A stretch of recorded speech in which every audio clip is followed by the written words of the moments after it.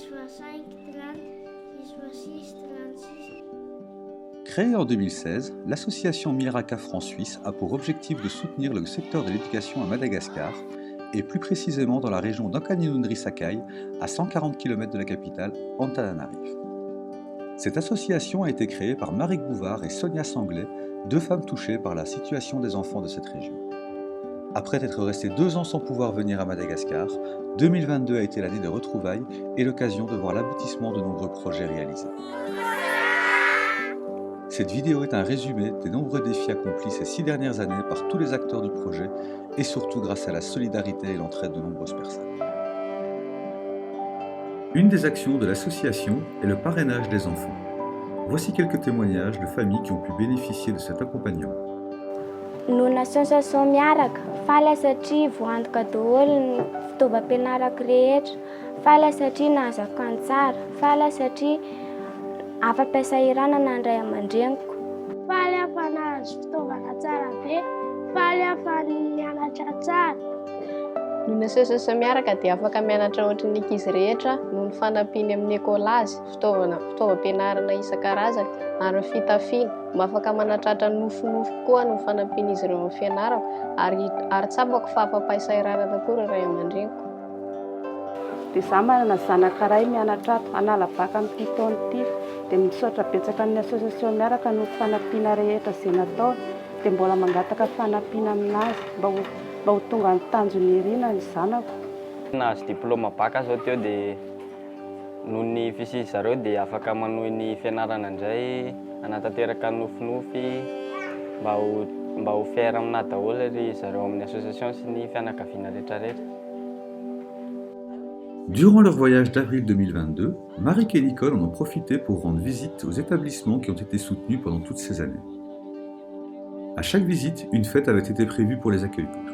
Enfants, parents, professeurs avaient préparé des danses et des discours de remerciement pour toutes les actions menées auprès d'eux.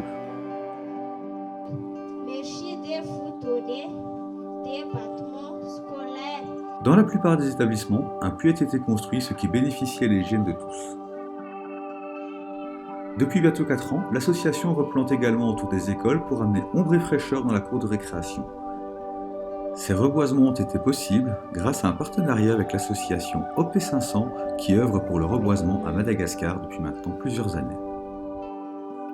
Marik, Nicole et Lali ont d'ailleurs rendu visite à un pépiniériste de la ville pour commander et préparer la campagne de reboisement 2023. Des jeux, comme des balançoires, des toboggans, ont été aménagés dans certaines écoles pour égayer les moments de récréation.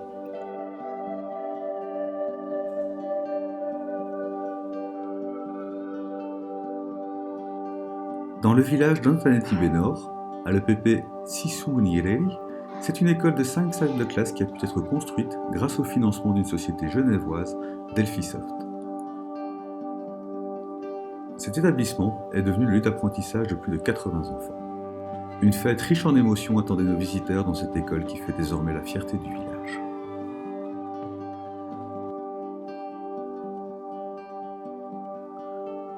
En tout et pour tout, sur les 6 années d'existence de l'association, ce sont 43 salles de classe qui ont été rénovées et 21 nouvelles salles de classe qui ont été construites dans 11 écoles, bénéficiant ainsi à plus de 3000 enfants.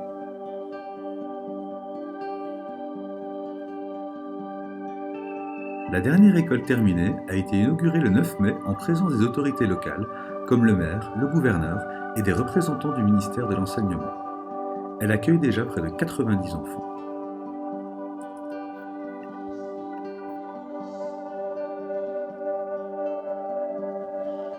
Malgré tout, les défis et les besoins restent nombreux. Marie et Nicole ont pu le constater de leurs yeux en allant visiter des écoles dans des régions reculées et difficiles d'accès. À vous d'en juger.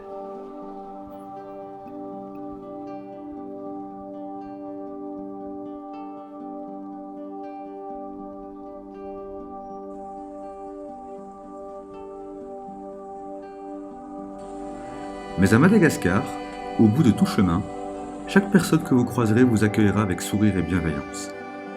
Pour finir cette vidéo, on vous laisse avec le témoignage de plusieurs compagnons de ce très beau voyage qu'a réalisé l'association Miraka au cours de ces 6 dernières années.